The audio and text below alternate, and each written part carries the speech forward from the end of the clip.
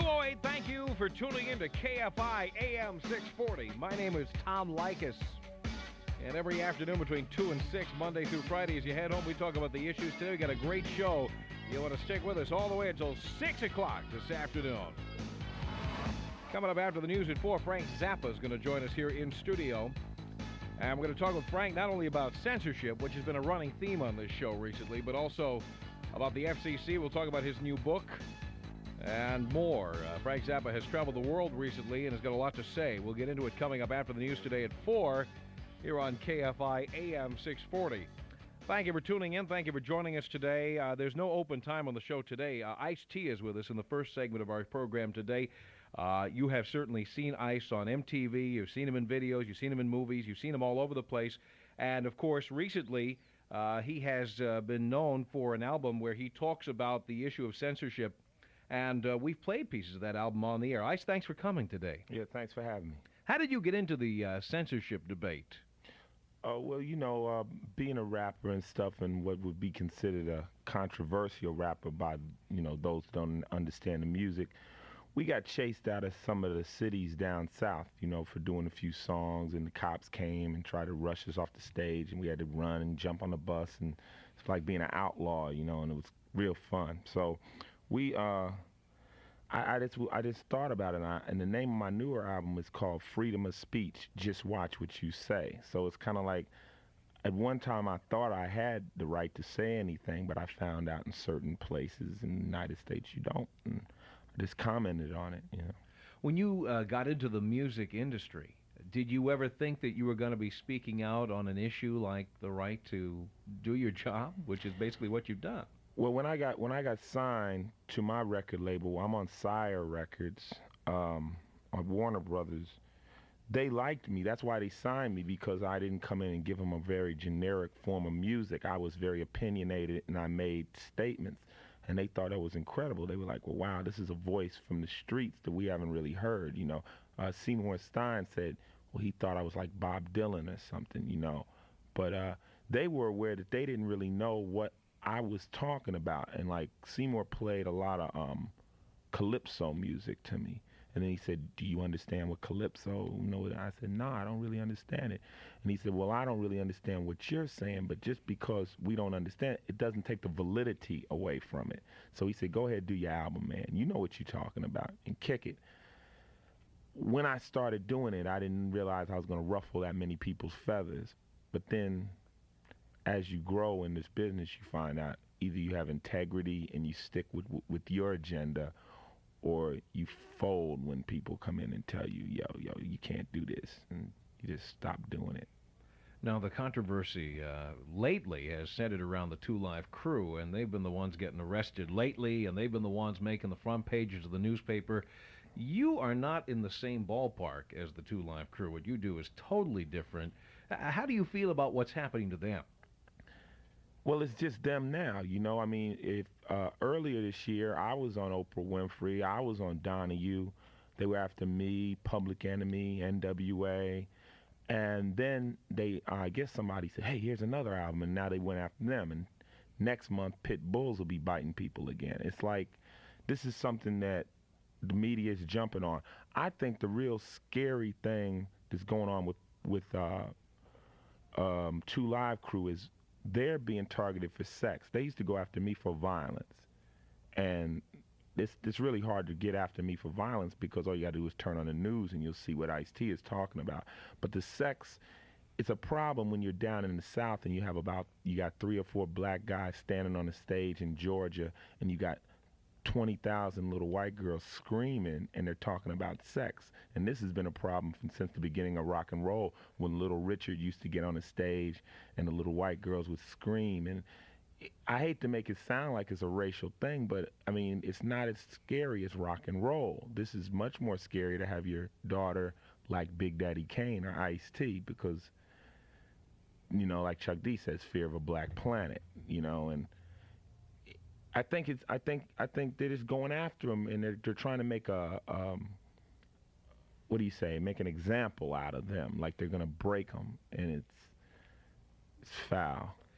What's kind of strange is you notice that rap has been co-opted now by the corporate culture, and you see it now turning up in AM, PM commercials and sneaker commercials. It's everywhere. So corporate America likes it on some levels. On other levels, it seems to me that the record industry hasn't exactly jumped to the defense of rap music. Well, they don't jump to the defense of anything. A record industry is pretty much a silent partner in it. They're just there they put the records out. And some people will say, well, it's Warner Brothers' fault that Ice-T makes these records. Warner Brothers doesn't have anything to do with my records. You know, all they do is put them out. So they kind of play the quiet person. It's not for them to come to the defense of any of the groups. They just say, hey, we're the distributors of these musics, and these people are coming in here with their ideas. We let them put it out, and that's all they do. So we don't look for the record companies to come to our defense. We just look for, America to come to the defense and say, hey, this is one of the constitutional rights for people to say whatever they want to say. Well, it could work the other way, though. Walter Yetnikoff of Columbia Records now put out a memo saying that all the lyrics that are going to be put out on Columbia record albums are going to have to be looked at to make sure there's no racism, and I think there are other content questions he had. Are you concerned about that? Well, Walter Yetnikoff's a fool, basically, and that kind of thing is just leading to the point where he has a board of people sitting in his record company just going through all his memos and making sure he's not saying anything racist over the phone and saying anything sexist at home with his wife. What's next? He's just throwing up a smoke screen. Maybe he's going to run for some office someday. He's a fool. Luther Campbell said that there was no controversy about rap music until white kids started buying it. Well, it's deeper than that. If you really want to get to the core of this, rap music, if it was only being played in the ghettos and heard in my neighborhoods, nobody wouldn't care. There wouldn't be any stickers. But what happens is white kids in suburbia are walking around playing Ice-T records, playing 2 Live Crew records, and their parents are hearing it. Now, it's not that the parents don't like the records. It's that the kids like Ice-T. The kids like 2 Live Crew. That's the problem. It's not the music at all. It's that they watch Yo MTV and they look at Dr. Dre and they love her and they say, Moms, I like them. No, they'll take your money if you see them. They're not good people. And this is the problem. They don't like the kids liking us. People want to get along, and the young kids, the white kids in suburbia want to like black kids. We want them to like us. There's nothing wrong with us, but there's people out there, forces that do not want people to get along, and that's the bottom line. It's not the words to the records. It's the fact that the kids like each other. Is there a double standard for bands like Guns N' Roses? No, Guns N' Roses isn't as dangerous because, your white daughter likes Axl Rose, and it's okay. But when your young daughter likes Biz Markie, you got a problem. You see, this is nothing new in America. You know what I'm saying? The white female is the most precious gem to those people out there that are like that. Now, people with open minds don't mind it. They like, hey, you like Ice-T? I'm glad this is what's happening. We should all get together and stuff. But there's these forces, and unfortunately, those forces control America. Those forces, not you. I'm not, people say, well, Ice-T, you sound like you're talking. No, I'm not talking about racism or anything. I'm talking about those forces that don't want, those forces that said, Little Richard and Fats Domino's and them, they're not good. Let's put Elvis in here, and that's safer, If music was allowed to be played freely, people would all get together and we'd all love each other. Music is one key that draws people together, and it's scary to some. What about all the people who think we went through the 60s and we were supposed to be over all of this, that we've made all this progress we keep hearing about, and those people are just blind. Those are the same people that go to the wrestling and watch Hulk Hogan jump off the top rope and cheer. You ever go to those wrestling arenas and you watch all those people and it's always packed, right? Sure. Those same people vote, man, so it's not like the masses are ignorant to what's really going on, to the plots and the scams that are getting pumped out through the system. We're talking Ice-T today. We'll give you our telephone numbers. You can talk with us at 5201 KFI in Los Angeles and the Valleys. 5201 KFI. If you're in the 213 or the 818 area codes, it's 5201 KFI. Or call us toll-free from Orange County or the Inland Empire, 1-800-553-4640. React positively to getting a positive message like the one you put out. I wonder sometimes if preaching on a popular record has any effect on kids at all. What do you think? I don't know. I've had kids walk up to me and say, yo, thank you, Ice. I get fan mail where people, I got one fan letter that was really impressive where a kid told me he got his mother off drugs, because he became so aware about them that his mother was steadily doing it, and he got his mother off, That's all it takes. You always hear people say, well, if I only have one person saved, and in a way, all you can do is try, and I choose to try because my background as a rapper, those people that don't know, I was involved with the street gangs out here in Los Angeles for 4 years. I was crime, and I was deeply into crime, and I shouldn't even be here, but I got saved because rap was something I picked up.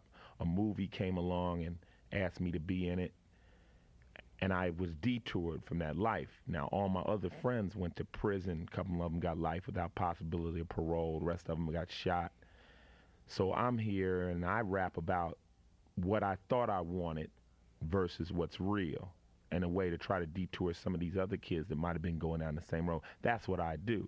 Now, I use a lot of four-letter words, and I come very hard and aggressive, but the streets are a four-letter word, point blank, and I can't talk to the kids like Brian Gumble or something. I have to come at them on their level. Now, I get criticized for that, but those who criticize me aren't the ones at risk, and I really could care less about what they say. I'm dealing with my people, Some people say that recording artists who put obscenities in their lyrics are just doing it to sell records. Well, I use obscenity daily. I'm fighting not to swear on your radio show. I just talk, and when I write a record, if I get to a word that I would necessarily use a four-letter word in, I don't say, well, it won't get played on the radio. I try to write in the exact same format that I think and talk. Maybe that's unfortunate. But see, in my background, what they call obscenities are just explanation points, It's like the difference between your father saying, don't take the car, and your mother saying, don't take that blank, blank car. She doesn't mean God be damned or anything like that. She just uses that as a way of, bang, getting that through your brain. And they don't hold the same context as they do literally. So when I say it's just really like a way of me showing how serious I am about it.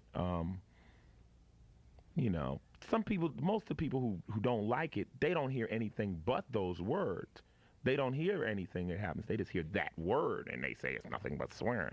So then you don't sit down to write a hit record, as we call it. No, I've been very fortunate. I just kind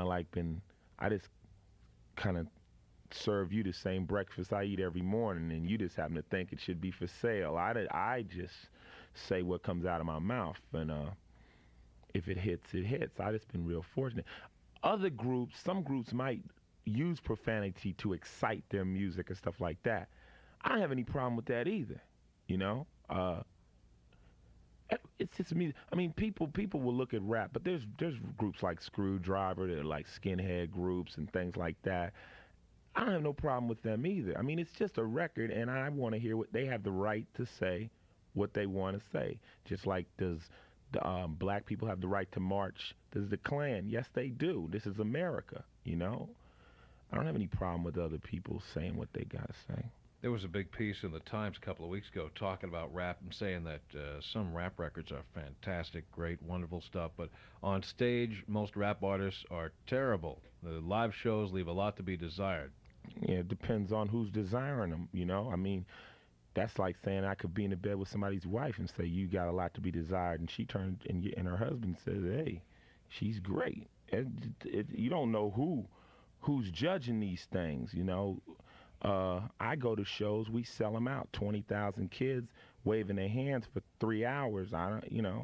This particular guy might have had more fun at, watching, whoever, Neil Diamond or something, I don't know. We rock the house. We'll take some calls with Ice-T coming up. I'm Tom Leykis. It's 2:30 in Los Angeles. This is KFI AM 640. We go to your telephone calls now at 5201-KFI in L.A. and the Valley. It's toll-free at 1-800-553-4640. Let's go to Rita in Pasadena on KFI. Hello. Hi. Hi. I have to agree with Ice-T 100%. I read the article in the L.A. Times when the Two Live Crew performed in Duluth, Georgia.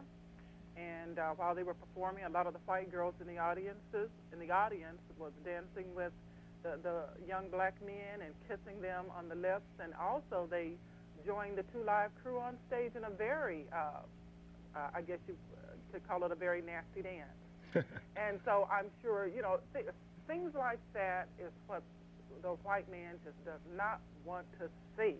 It upsets him very much. Secondly, what I think is very obscene, instead of them banning Two Live Crew, I have a son, he just turned 18, but when he was in his puberty stage and early adolescence, he could go to any corner here in Pasadena, put in 4 quarters of his allowance, and get these adult newspapers at, these newspaper racks. Right. Okay, like right where they sell the LA Times, the Star News, the Herald Examiner, or whatever, they would have about 4 of these racks with, free press type things. Well, no, worse than free press. Oh, well. These were like call girls and lesbianism and whips, chains, and buckles. And, and these girls would have their butts tooted up, to the camera, and they would be in these really awful positions. There's a lot of things out there that they can go after other than Two Live Crew. You know what I'm saying? It's a lot of things. Thanks a lot, Rita. Here's Ernest, the first-time caller from Arcadia on KFI. Hello. Hello. Hi. Hi, how you doing? All right. Hey, Ice, what's up? What's up, boss? How you doing? Oh, nothing much. First, I just like to say, hey, keep going with it, man. It's cool. Thanks. What I like to say is I was a DJ up in Santa Rosa, California, and I played Ice, I played NWA, and I played Two Live Crew, and the chief of police, the mayor, and the head of the ABC brought me in and said, hey, we don't care about the drinking, we don't care about the underage kids, we just don't want that music because it brings the bad element, and we want you out. So that's why I'm back down here in L.A., and they didn't like the white girls dancing with the black men or any of that stuff. They just wanted it out. Well, see, it's a big smoke screen and stuff, but most problems really do have a real simple answer if you really dig through it. And the white guys you saying Ice-T is cool and NWA is cool, that's not no real problem, you know what I'm saying? But it gets scary to some people, and oh, they were real scared. Yeah, but see, nobody's ever talked about it on this level. They say, well, it's the words, and do you think they really were scared of the words coming off the records? No, they said they were afraid of the bad element that I brought. And which was black guys into the white club. It wasn't a white club. It was a club that for people who wanted to hear that certain type of music came. Right. And a lot of people came. We bring people from San Francisco up to Santa Rosa, and that was unheard of. Right. Usually people go down to San Francisco. So. Well, you got to keep on doing what you're doing, man. Staying there. Man, I got shut out. Hey, I've been to a couple syndicate meetings, like in a place down off Sunset. Right. Well, don't give up the information. Telling, all the syndicate people, like, hey, yo. Don't say nothing about the meetings. Keep that shaded up. The FBI's probably listening. Cool. Thank you, Ernest. All right. Take care. Bye-bye. Maurice, first-time caller from Los Angeles. You're on KFI with Ice-T. Hello. Hello. How you doing? All right. How you doing, Ice-T? What's up, Maurice? Not much. I just want to say thank you for all the good messages you've been putting down because it's really been an inspiration to me. I'm a 50-year-old man, and I couldn't believe what I was hearing when I first heard you. I was telling the guy, the interviewer before, I grew up on Miles Davis and Coltrane and these guys, and I know intense music when I hear it, and your words are music to someone's ear because if there's a good message there, brother, people ought to be listening, and I hope they are. Thank you, Miles. I grew up with the Last Poets. Remember them? Gil Scott-Heron, and I met one of them Last Poets in New York when I was recently there. Right. right. Yeah, I don't know what happened to them, but, you know, they were the first. And when they came out, everybody was, you know, the same reaction I hear now. Same thing. Yeah. All over again. So I just want to tell you to keep doing what you're doing because it's beautiful. Well, that's why I'm doing it, because you're telling me to keep on doing it. I sure will. All right. All Peace. right. You take care. Thanks for the call. Here's Jeff calling from Costa Mesa on KFI. Hello. How you doing, Tom? Okay. Hey, I see. Keep it up, man. I love what you're doing. Thank you. You know, it's funny. I was just talking to your producer, and we agreed that top 40 is pretty much the great sedative of society. And nobody wants to listen to rap because they speak a lot of reality. Right. Well, see, I think the only thing an artist has is his opinion. I mean, you have to be opinionated. And you're not supposed to think everything I'm thinking. If you think everything I'm thinking, then only one of us is thinking, you know? Exactly. That's like listening to Leykis. I like a lot of what he says. I don't agree with him all the time. Right. I still think he puts out a great show. That's the objective out here, is for everybody to build. You know, you learn, I learn, we exchange ideas. But what they want out there is a very generic form of music that keeps everybody calm, and it doesn't cause any confusion, and it doesn't cause any brain activity. These people like Tippy Gore and everybody would just love to hear Muzak all the time. I think they're dangerously naive. I think she has that being implanted into her brain. I think she has a Muzak track kind of loop in her brain. You know? Yeah. I think that she's naive, and that naivety is really dangerous to our society because this ignorance breeds the fear that creates all this hype about stopping 2 Live Crew, which is blatant racism. It really is. Well, that's just scared, man. They don't want you to like me, man. And me and you can go hang out. I mean, you know, I don't dislike you. Black kids don't dislike white kids. You know? That's the truth. You know what's funny? A lot of people are tripped out by this, but a lot of times when I come home from work, I'm a plumber, so I'm too tired to go out dancing with my wife. Right. But we both like listening to like Young MC and hitting clubs like that. So I send her out with this friend Vernon from D.C. and they go to the black clubs. And all these guys are wigged out that I would send my wife out with a black guy to go dancing. Right. To me, it's natural. I mean, she wants to go out and listen to good music, not to, I don't know, Tiffany and Debbie Gibson. You said it at the same time. Everyone mentions Tiffany at the first mention there. It's you know, it's like Alice in Wonderland. You Yeah, know? and no offense to them. I guess there are teeny boppers that are into that. It's just that, you know, everybody's got their own taste. They should let everybody listen to what they want to listen to. There it is. You hit it right on the head. Thanks a lot, man. Thank you, Jeff. We'll continue with Ice-T coming up too. We're talking to Ice-T this afternoon. Joining us on our Newsmaker line is a lady you may have seen in USA Today yesterday. Her name is Mary Morello. She lives in Illinois. And Mary, thank you for joining us today on KFI. You're welcome. Says here in USA Today that you are 66 years old and a supporter of rap music. Tell us about it. Well, I don't want to take any of Ice-T's time because I really enjoy him and I agree with him 1,000%. I thought there should be some kind of organization in the U.S. with clout to go against the PMRC. So my organization's called Parents for Rock and Rap, and anyone who wants to join, all I have to do is write Parents for Rock and Rap, P.O. Box 53, Libertyville, Illinois, 60048.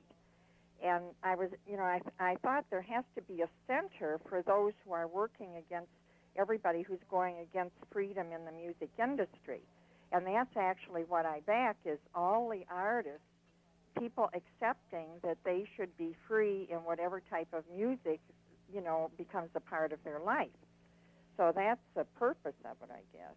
Mm-hmm. Let's talk. You have 150 members, it says here in USA Today. Oh, yeah. Well, I have lots of people who have not.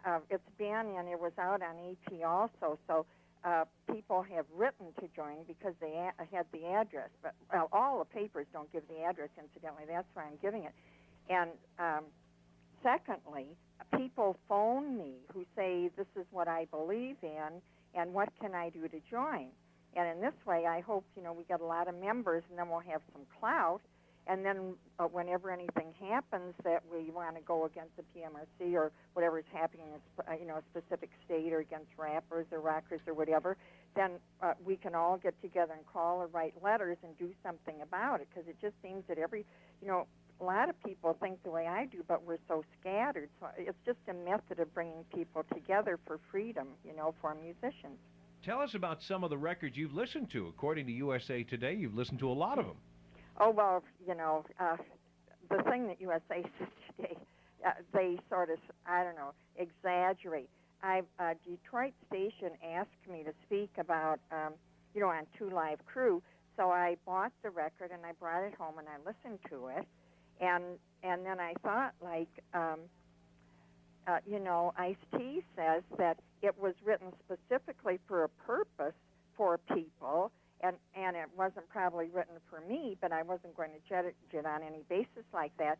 And happily on that Detroit station for 50 minutes, I, defended the musician's right to have their music and people's right to listen to it. So it worked out very well. And since then, today, like I've been on, this is probably about my 30th time on the radio. It's constant. Says here in this piece that you like Living Color and Jane's Addiction? Well, my son is in Lockup. It's a band in L.A., plays sort of funk, hip-hop, etc. And Tom's band one night played the first song of Jane's Addiction. He likes Jane's Addiction, and he introduced me to it incidentally. So then... The music or the band? No, he introduced me to the music. He gave me the cassette. He gives me cassettes and says, well, if I don't, I go to L.A. twice a year because he doesn't have that much time to come home. But he'll say, Mom, play this and see what you think of it. So that's how I get introduced to new music, basically coming out of L.A., not other places. But I don't think I'm that unusual because in my organization, it's only been going about 3 weeks, and there are so many people are so positive about it. They want the First Amendment to stay in place. They believe that parents should be the moderators of their children's music, not outsiders and outside groups. We're trying to educate the parents.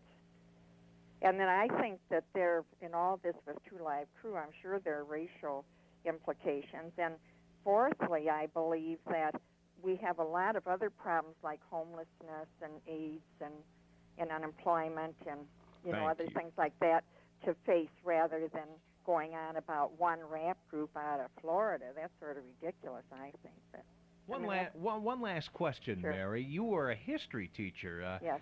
What is it today that people don't seem to understand about the Bill of Rights that maybe they did understand 30, 40 years ago?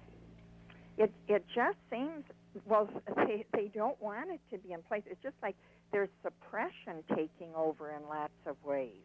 And I think, and people give up freedoms, and they don't even, maybe they don't care if they're giving them up, or maybe they don't know that they're giving them up. Like, for example, now, labeling the albums. And then somebody sent me something in the mail today about now the PTA in affiliation with, PMRC. Yeah, I guess the music, I don't understand, incidentally, why the music industry went along with it. That's the one thing that I don't understand.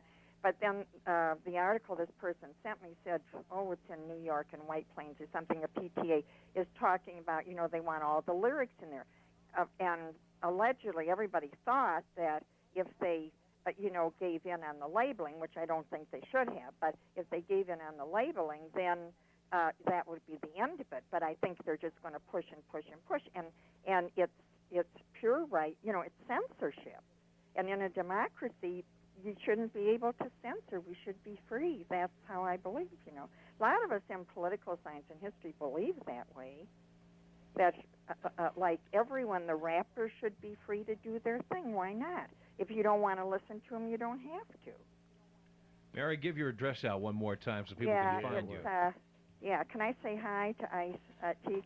I'm finna send you a plane ticket and fly you out to L.A. so you can hang out with us. Do you belong to the Black Coalition?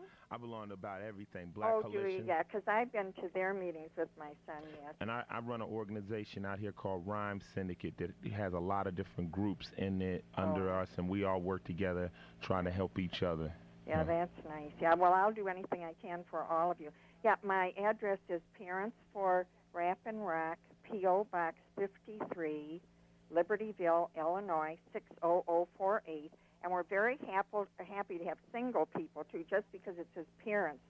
That doesn't mean that single individuals can't join. So, Mary Morello, it's been good to talk to you. Yeah, and thanks for the opportunity. I hated to interrupt him because, No, you know, I you. thought he should have the time. Yeah, right. Okay, bye. Thanks.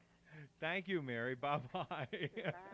She's wild. Yeah, she's the best one. You know, it's great. You know, it's good. I mean, I'm glad. I don't want to mind giving up no kind of time because it's important people realize that other people feel the same way. You know, okay, here's a guy from Los Angeles and this and that, and he's got this attitude.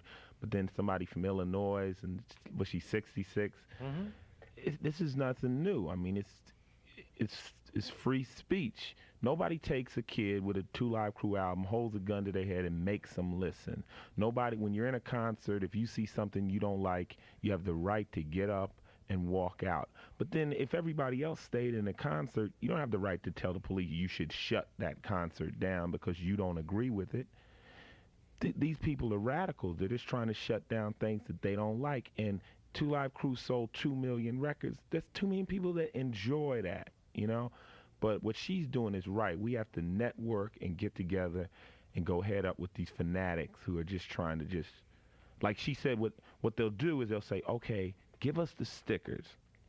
And then we give them the stickers. They say, no, we want the words to the records in there. No, well, we have to buy the record to see the words. Put it on the outside of the album cover.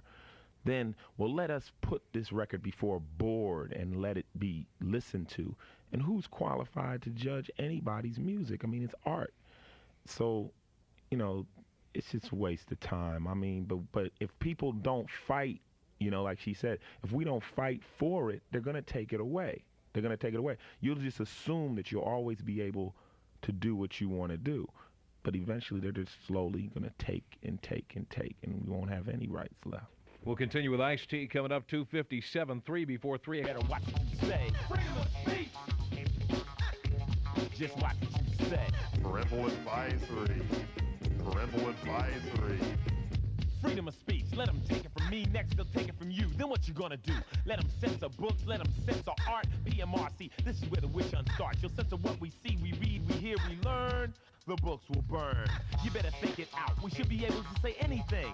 Our lungs were meant to shout. Say what we feel. Yell out what's real. Even though it may not bring mass appeal. Your opinion is yours. My opinion is mine. If you don't like what I'm saying, fine. But don't close it. Always keep an open mind. A man who fails to listen is blind. We only got one right left in the world today. Let me have it or throw the Constitution away. Freedom of speech! Yeah. Just watch what you say. Freedom of speech! You better watch what you say. Freedom of speech! Yeah, boy. You better watch what you say. Explicit lyrics. Explicit lyrics. What they're trying to do with radio, with this McCarran-Walter Act and a lot of other ways, is start by saying that they're protecting the public from wicked rock bands or girly magazines or whatever, but if you follow the chain of dominoes that falls down, what they're really trying to do is shut off our access to information itself. If they can't do it by law, they know there's other ways to do it.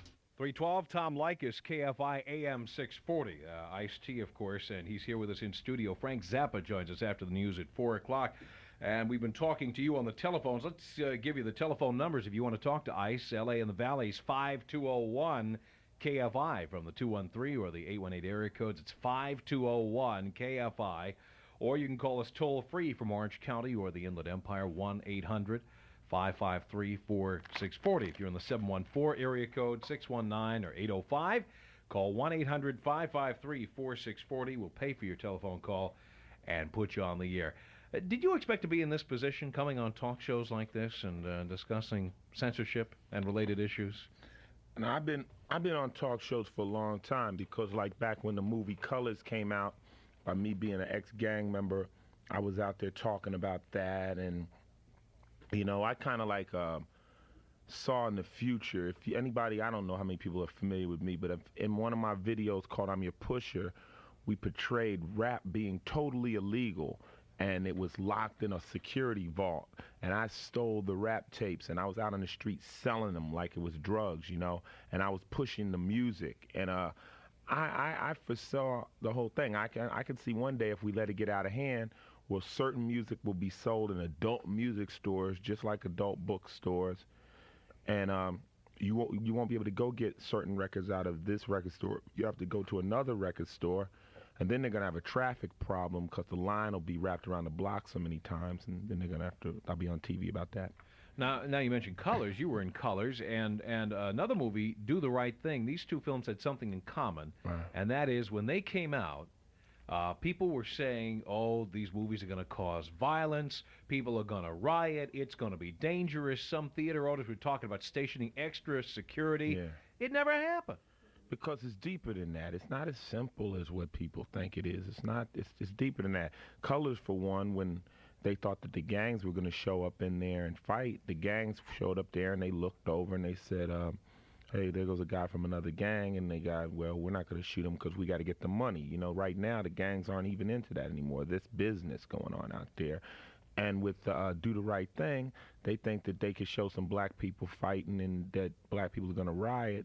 It's a little deep. People aren't that stupid anymore. They know what they're doing. That's what's scary. People are becoming educated and knowing what's really going on. That's scaring them more. I can't remember the last record or the last movie that caused a riot. Can you? No, I mean, in L.A. you got a problem where you have gangs. That's true. I mean, you have a concert and you have kids from Long Beach, West L.A., East L.A. showing up, and these kids aren't used to standing next to each other, you know? And they see each other in this particular show. They might fight, you know, but it's not the music. Now, the music brought them in there. Now, if the music can get them all into one room, possibly this music can tell them not to kill each other, you know. But there's nothing else you can have that can join all these kids together. So it's one common denominator that we have, and it's a chance, it's a way. They'll say, oh, they're going to be violent. But, I mean, if you gave away free TV sets, you could have violence. I mean, there's been violence in everything from Beatles concerts to Stones concerts to soccer games to, you know, political rallies. You know, it's all in how the media wants to play it. We're here with Ice-T. Here's Ron and San Bernardino on KFI. Hello. How you guys doing? All right. Hello. Listen, first of all, before I get to my comment, Tom, you're wrong. I can think of two incidents when Colors first came out that they did have fights in front of theaters. Right, but you also have fights in front of Eddie Murphy movies. And wait a minute. I said riots, not fights. Okay, I'm not disputing that anyways. I thought you were saying there was never heard of a movie or a record causing a riot. Never. No, there's not That's really. what they were saying at the time. They said there were going to be riots where Do the Right Thing I'm was sure open. They're probably trying to incite some so they'd have news. Right. But my comments basically at the beginning of the show when you were talking, you were saying that the biggest problem of rap music was coming from the suburbs with the white parents. There's no problem until their teenage daughters, you said, are attracted to Biz Markie or other black entertainers. You said that's where the problem stems. Right. And if you really look at it, more than 50% of the people protesting, Two Live Crew, are black. No, that's true. No. And also, I have nothing problem with you because I think your music is very good. And I have no problem with Two Live Crew because I think that we made our bed as far as Constitution is concerned. We should lie in it. There should be no amendments to any kind as far as censorship or anything else. But the thing is, you got the, okay, let me make an illustration to you, okay? And I called Tom before when he was giving away the albums, Tom, remember that? Yep. Okay, and I don't know if he remembers this, but let me make something, okay, you're saying that, in your opinion, you're saying most of the problems are coming from the white parents who have white kids, say daughters, listening to Two Live Crew, correct? I'm saying that's some of the problems. You're correct. There is a problem with the black people who are going at it, too. Well, I'll tell you what then. Well, if you're saying that because Two Live Crew is black and they're saying sexually explicit words, I mean, I think one, I've never listened to the album completely through, mind you, so don't quote me on this, but I've heard there's something like an excess of over 200 foul words. Tom, is that right? I'm sorry? I heard there's like over 200 excessive foul words in the complete. I have never heard that. They got me beat out by one word. Okay, well, okay, the bottom line is, okay, I tell you what, I think that these people are getting on them because they're popular, and that's just making them more popular, but I really got perturbed when you said that about the white folks. So I tell you what, why don't you meet me, and we'll go up to this record store I know of, and we'll get a band probably which you never heard of, which is named Fear, which has a song called Fresh Flesh. They're all white. Why don't we take that down to the white suburban neighborhoods that you're talking about, let their white parents hear about it, and according to what you're saying, there'll be no problem whatsoever because they're all white band members. Is that what you're saying? No, that's not what I'm saying. What I'm saying is that if you really check rock and roll's history, rock and roll was a music that was created by black people. Am I right? Oh, I'm not. Yeah, no. Okay, now There's when it first started, it was considered jungle tribal music that was sexually orientated. So where did that come out of? That came out of the South. Okay, the South. But what you fail to realize is the core of America, the people with the power, are the same people who started America, who did the whole 9 yards on this place. Not you. Yeah, but not you, man. I'm talking about the core, the people that do have the power to make these moves. Maybe that one guy that's after Two Live Crew that's caused all this confusion is that type of a person. Or maybe he has political aspirations, like you said. I don't doubt that. But when you said that, when you use cuss words yourself, I think you said something because I just use them all the time. Right. And I have to get that because I come from the streets. Well, I do too. And I think if I can make a quick illustration, Tom, when you're talking about flag burning and all this, I mean, I equate the two. You know what? I think it's stupid if they try to have an amendment for flag burning because you know what? Tom said anybody can protest, and that's fine. I think protest is good as long as you have valid points to back up what you're saying and you don't subside yourself to burning a flag. To me, anybody who burns a flag... What do you mean? Wait. What do you mean as long as you have valid points, it's okay to protest? Who decides what's valid?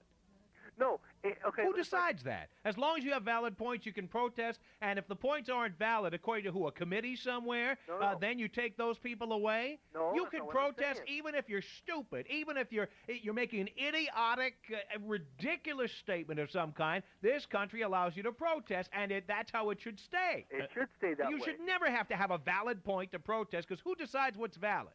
Okay. And also, when I'm saying what that comment I made about white girls and all that, that's not all of it, you know. I'm saying that's just one point that maybe has never been raised, you know, because I did a concert down south in Columbus, Georgia, with Public Enemy and myself, and it was all white kids, and they had a fit. It was like the worst thing that ever happened, having these white kids hold their hands over their heads.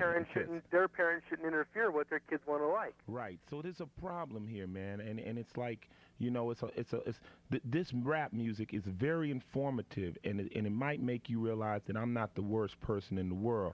But there's a lot of things that black kids don't know. Like, black kids still sit down on Thanksgiving and eat turkey, you know? And why should anybody black celebrate Thanksgiving? Could you tell me? I mean, Thanksgiving was just the day when the Pilgrims came here, jacked the Indians, and started bringing my ancestors here in the bottom of the boat. Holiday myself. I think it's a day when people have a legitimate reason to say we can sit down. It should be a moratorium because for what went down after that, because the Indians came up short, and my ancestors came here in the bottom of the boat after that day. But I'm so dumb, I'm going to sit down and I'm going to eat turkey on this day. But the point is, you know what you're saying, and you're articulate, and only you know what's behind your words, right? Right. But when Two Live Crew, or not like, I can say, I think you're very good. But if you do use certain language, how do you know that you're saying the kids in the street are going to take it that way? I think the parents should watch what their kids. But parents aren't any more privileged to any superior ideas on what your music means. See, the thing of it is, the problem with this particular case we're doing with Two Live Crew, they've determined that it's obscene for you to hear that record. It's not even a children issue. My record, Eazy-E, and Two Live Crew were banned as illegal for anyone to hear. It doesn't matter if I think Two Live Crew or Fear or any of them are bad. I'm not going to even come close to I'm hip to Fear, whether you know it or not. I'm hip to Fear, Screwdriver, Butthole Surfers. I'm hip to a lot of things. I know what these groups do. Yeah, and to me, they don't even come close to having a point, and they're way more obnoxious. And the reason these people are not even trying to ban them guys, because they never even really heard of them. Exactly. They're going to get on you because you're selling the records. It doesn't matter if they're to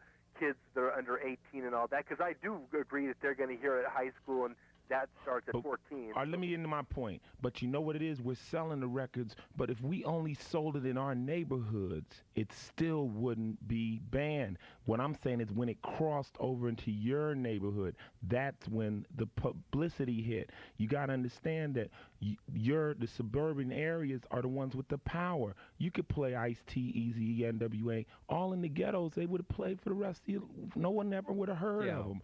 But when it breaks in there, that's when it hit. When white...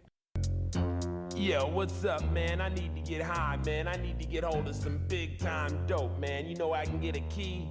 I know we can get an LP. LP, man. If you went crazy, man, I'm talking about some dope, man. I need to get high right now, man. Why don't you hook me up with a 5-0? I can hook you up with a 12-inch. 12-inch, man. You done went crazy. You don't even know what time it is. Out here on the streets and don't know what time it is, man. You's a fool. Yo, homeboy, you a fool. You don't know what time it is out here messing up your mind. You know what I'm saying? This is Ice-T talking to you, boy. I'ma tell you what time it is. 328, Tom Leykis, KFI AM 640 with Ice-T. Here's Leanne in West Hollywood on KFI. Hello. Hi, Tom, and Hi. hi, Ice. Hi, Leanne. I really enjoy rap, and I want to say, and I enjoy you, and I want to say that you're absolutely right about our rights being taken away slowly right under our noses.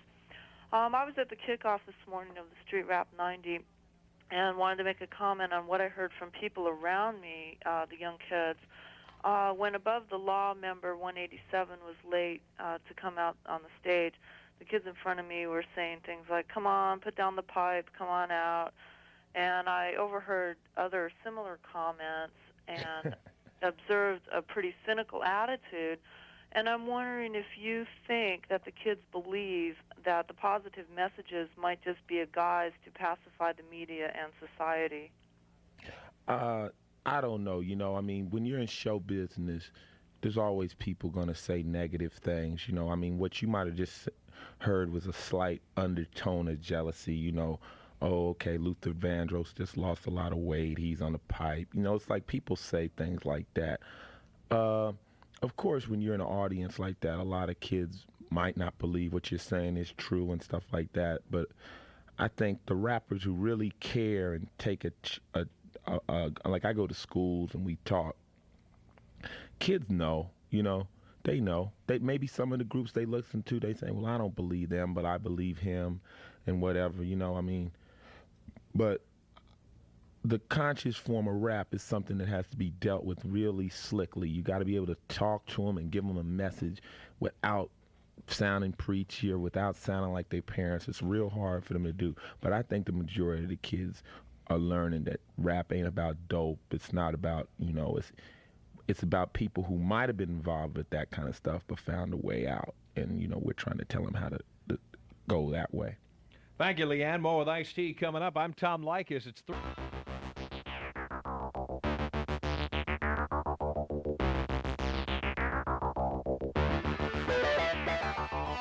3:36:24 before 4 o'clock. Tom Leykis live over KFI AM 640. We are here with you live Monday through Friday, 2 to 6 of the afternoon as you head home. Tonight at 9, Mother Love discusses the death of a loved one and how it changes your family.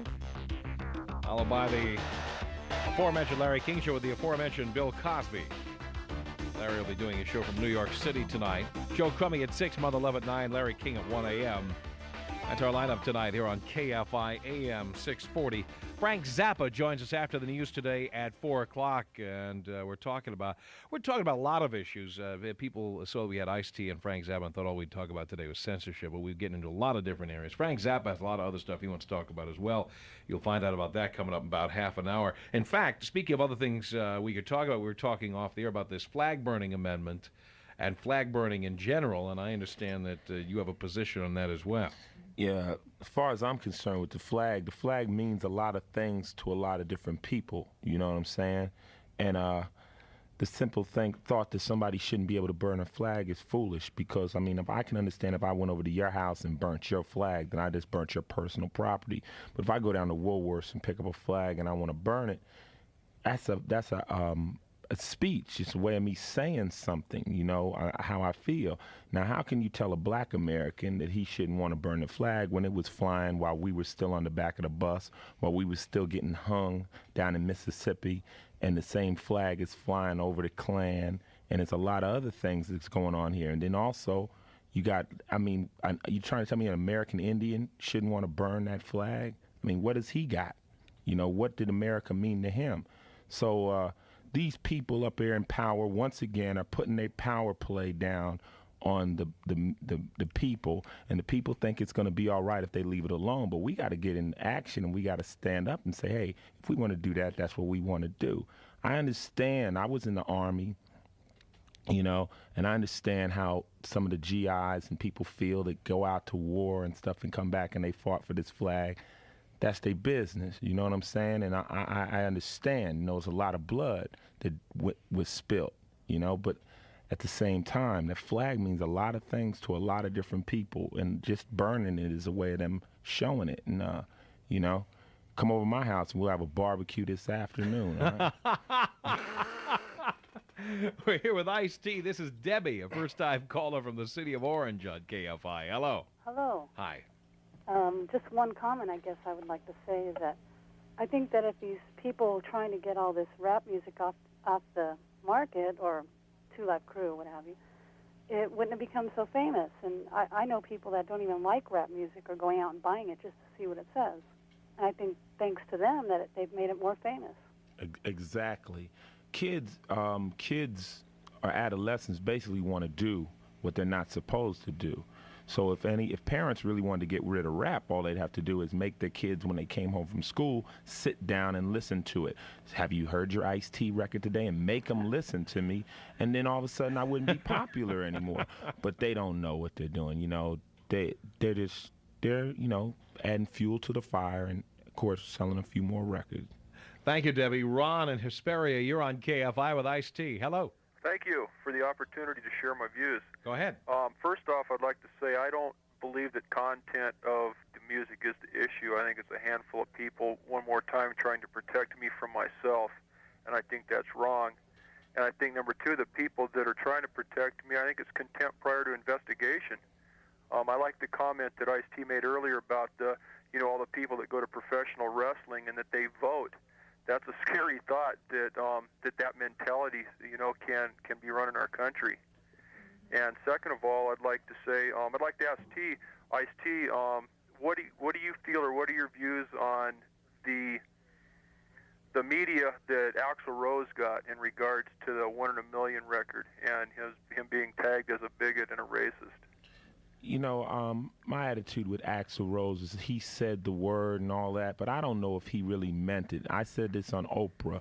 I mean, he just used the words, and I'd have to meet him and sit down with him to determine whether he's a racist. I mean, one word in a song doesn't label him as a racist. I'm just into free speech, period. Right. I think that if I want to be able to march down the street, the Klan should be able to march, and people should be able to do their thing, Now, what Axl did, he has to deal with it. But then again, that people might not like him for that. But making it illegal, that's a whole nother thing. You see what I'm saying? You might say, Axl, I don't like you anymore. And if some of the things I say on my records, people won't buy my records because of that, or something I might say on this radio show. But that's okay. But at least that's the freedom of choice. Exactly. Because like you were talking about, I'm not a music critic, haven't heard your music, but I'll go to the mat for your right to produce it and to play it and to rap it. And I think with Axl, it's real similar. You're talking about your life on the streets. You're talking about what happened to you, the gangs, the violence, the drugs. That's what's happening today. That is real life. Right. And that alone is scary. I think that Axl, in this particular context, was at the bus station talking about his real-life experience at the bus station. Exactly. And if he used some words that rubbed people the wrong way. He used the words that a guy at the bus station would have used about the people who approached him. You know what I'm saying? And if I say in a record, some white boys try to, you was right. No. That's the word I use. Don't mean I hate white people. It don't mean I just said it. You know what I'm saying? But see, these people see people like Axl Rose as having so much money and being so big, and people always like to see the giants fall. And they come in and they just want to just like they want to watch Trump go down. This is just some nonsense, man. And people like you who understand what, this is supposed to be about. But see, the thing of it is this. not get hooking in with this flag thing, but all the rights we have are very still fake. It's all set up to make you think you have rights. You don't have any rights in this country. This country is founded by a bunch of criminals, you know, who are into just taking things and then turning around and making other people feel like, well, they're in charge and we're doing the right and we'll push all you guys here and this. So when they take this right away from us, which is coming, don't feel surprised. Just be aware of who's doing it. You know, I think we're living in a revolutionary period, and those people who ain't ready for revolution, they got to get out of the way, because either the people are going to control this country or the country's going to control the people. We'll continue. 3:43, 17 before 4 o'clock. Tom Leykis, KFI AM 640.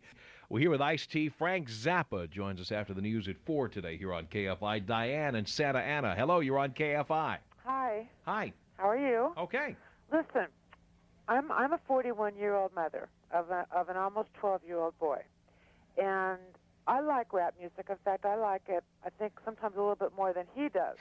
However, I do feel that since you are trying to get a message across to these youngsters, and they are impressionable, and some of them do look up to the rappers as role models of a sort, that it is the responsibility of the artist to keep the language clean, and when they're getting their message across, to not influence them with inappropriate language. Okay, I understand exactly what you're saying. Some of the songs on the records should not be heard by kids. I think the parents, the key to it is, like, when the kid brings a record home, instead of saying don't listen to it, say let's listen to it, and then you discuss the record with him.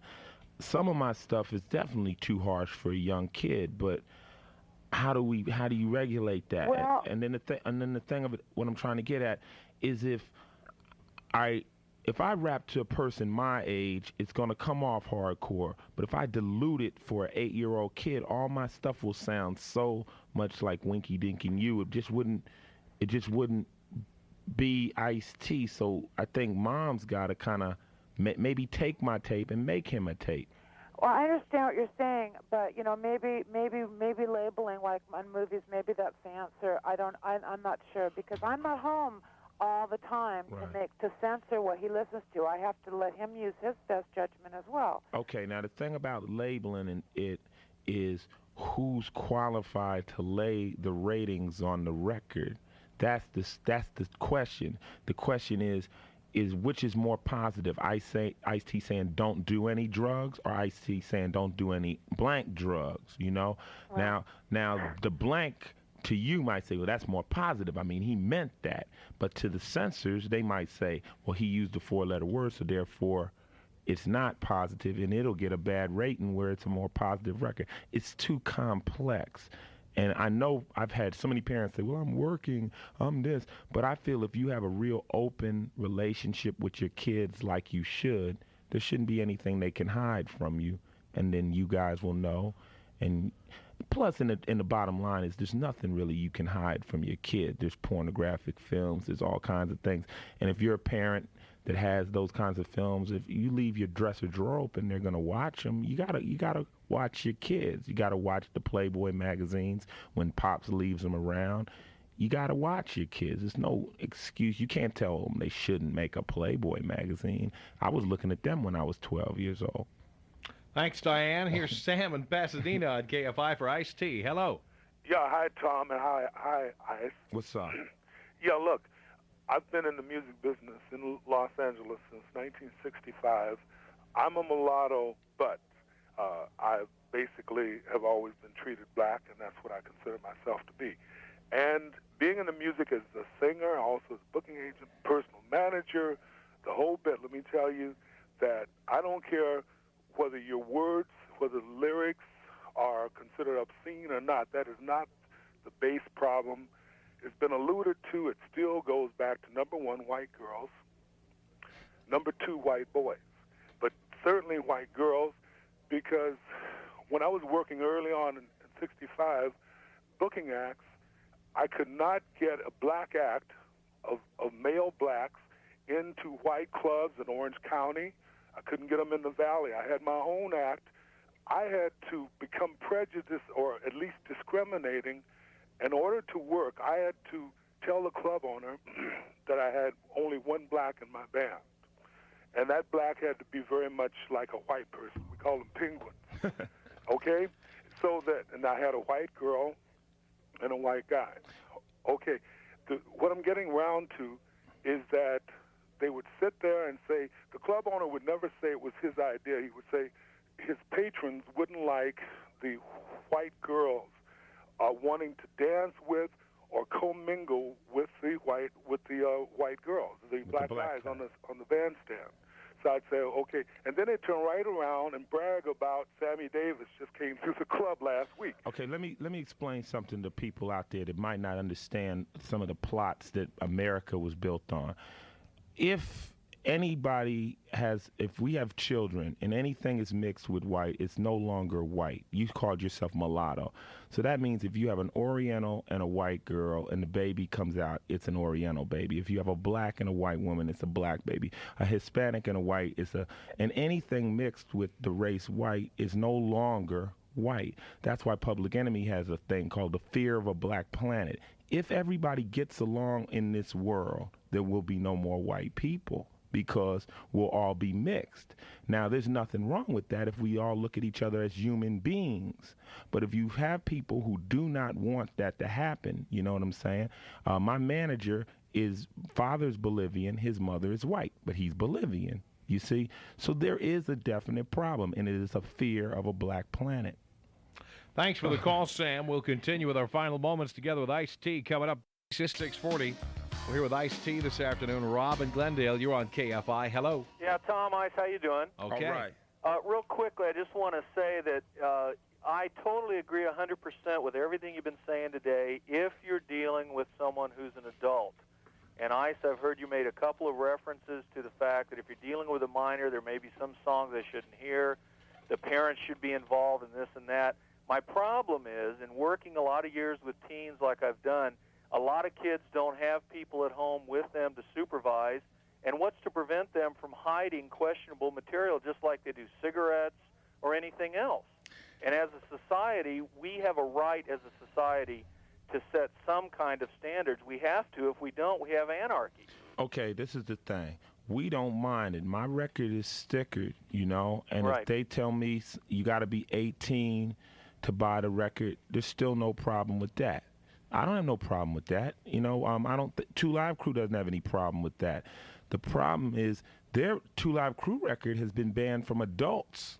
Right. I totally agree that's that's going too far. An adult should be able to hear anything. Right. So my thing is, we do not in the rap business do not have any problem with having it, you know, control. The question is who's going to control it, and if we let the PMRC control it, they might not do it right. Oh, I would agree with you, and the only thing I would say in defense of any system like that is that the movie rating system has had its problems too, but overall it seems to have worked fairly well over the years. Yeah, well, you know, and then again, I mean, what's going to stop a kid from sending his 18-year-old friend in to buy the record?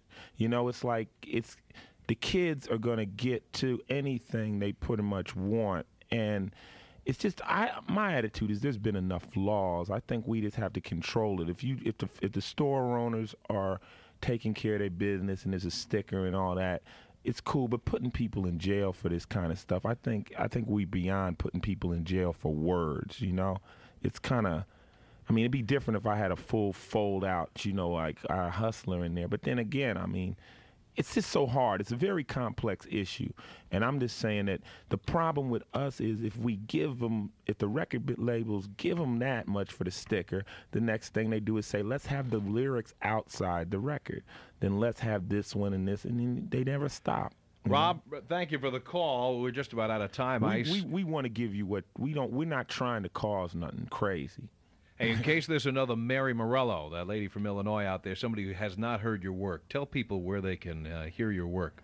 I'm on Sire Records, same label as Madonna and Warner Brothers, and it's out there and stuff. And, you know, I'm not really here to try to hype up my stuff, but, you know, got a few records out there, a few more dirty words than them.